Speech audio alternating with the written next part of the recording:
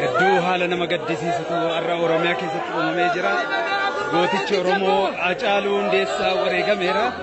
Uummanni haala kanaan Finfinnee keessatti walga'ee isa dhageessisaa jira. So sad. Baay'ee nama gaddisiisa. Hacaaluu Hundeessaa.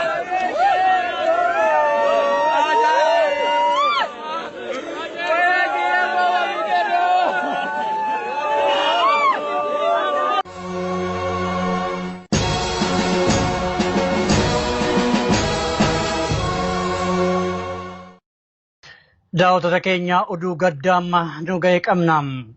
Artistiin Oromoo beekamaa fi jaalatamaan Hacaaluu Hundeessaa ajjeefamuu isaa odeeffannoon amma nu ga'ee jira. Magaalaa Finfinnee naannawaa Koondoomii kan jiraatu artistii Hacaaluu Hundeessaa galgala kana akka lakkoofsa biyyattiitti sa'a 3 walakkaa irratti kan inni ajjeefame. Rasaasaan dhaamee gootichi Hacaaluu Hundeessaa kan ajjeefame yoo ta'u, eenyummaan isaa eenyuun akka ajjeefame hagammaatti wanti beekamee jiru.